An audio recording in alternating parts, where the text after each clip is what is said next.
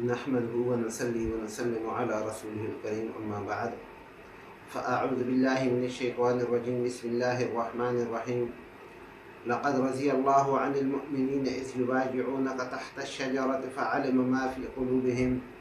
فأنزل السكينة عليهم وأصابهم فتحا قريبا صدق الله العظيم اللهم صل على محمد وعلى آل محمد كما صليت على ابراہیم وعلى آل ابراہیم انک حمید مجید۔ انتہائی معزز واجب الاکرام سامعین اکرام، آج انشاءاللہ بیت رضوان اس کے بارے میں مختصر سی گفتگو ہوگی۔ تاجدار مدینہ صلی اللہ علیہ وآلہ وسلم نے 6 ہجری میں ایک خواب دیکھا کہ آپ صلی اللہ علیہ وآلہ وسلم صحابہ اکرام رضی اللہ تعالی عنہم کے ساتھ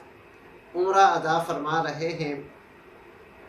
تو آپ صلی اللہ علیہ وآلہ وسلم نے اس خواب کا تذکرہ اپنا صحابہ کرام رضی اللہ تعالی عنہم سے کیا۔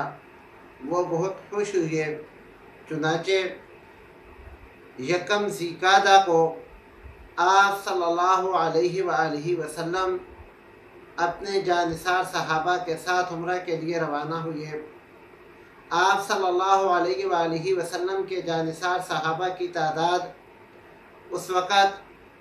براء بن عازب رضی اللہ تعالی عنہ کی روایت کے مطابق 1400 تھی، اور جابر بن عبداللہ رضی اللہ تعالی عنہ کی روایت کے مطابق 1500 تھی۔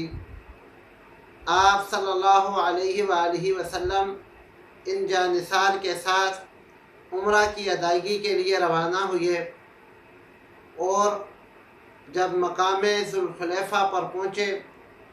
تو آپ صلی اللہ علیہ وآلہ وسلم نے وہاں پر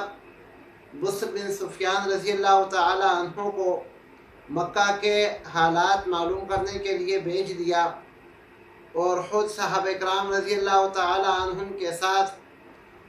وہاں پر قیام فرمایا اور احرام باندھا۔ اس کے بعد آپ صلی اللہ علیہ وآلہ وسلم وہاں سے روانہ ہوئے۔ آگے ایک مقام غدیر اشتات پر جب پہنچے تو آپ صلی اللہ علیہ وآلہ وسلم کو یہ اطلاع موصول ہوئی کہ مکہ مکرمہ کے جو کفار ہیں وہ تو لڑائی کا ارادہ رکھتے ہیں، اور آپ صلی اللہ علیہ وآلہ وسلم کے ساتھ جنگ کا ارادہ کیے ہوئے ہیں، اور یہاں تک کہ ابو سفیان جو اس وقت تک مسلمان نہیں ہوئے تھے وہ مختصر سے لشکر کے ساتھ مقام غمیم پر پہنچ چکا ہے۔ ادھر صحابہ کرام رضی اللہ تعالی عنہم کا یہ علم تھا کہ ان کے پاس صرف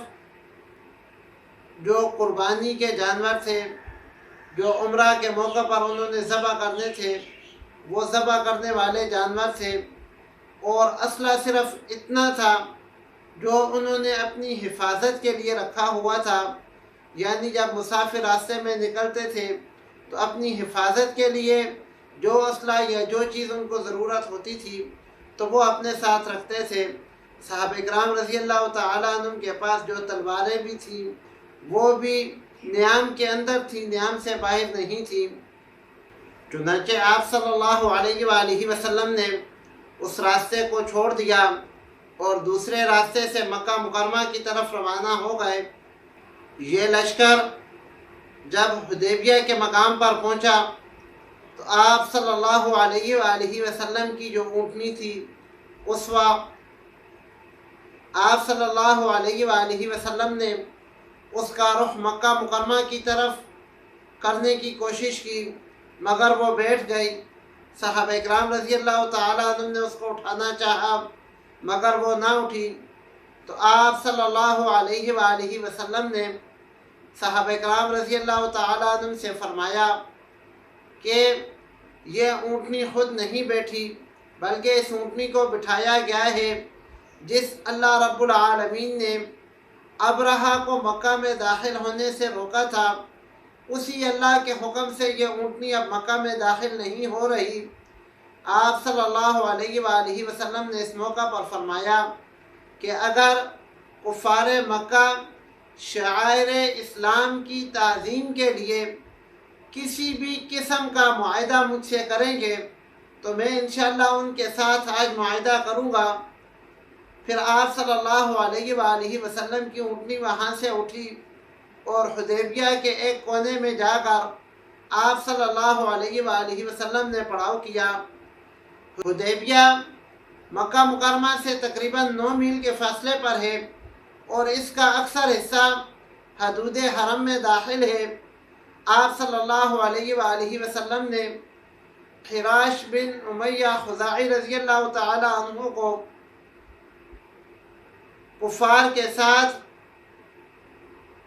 بات چیت کرنے کے لیے بھیجا۔ جب یہ صحابی رسول وہاں پہنچے تو انہوں نے آپ رضی اللہ تعالی عنہ کی اونٹنی کو ذبح کر دیا اور آپ صلی اللہ علیہ وآلہ وسلم کو قتل کرنے کا ارادہ رکھتے تھے، مگر کچھ لوگوں نے بیچ بچاؤ کیا۔ جب آپ واپس آئے تو آپ نے یہ ساری صورتحال آپ صلی اللہ علیہ وآلہ وسلم کو بتائی۔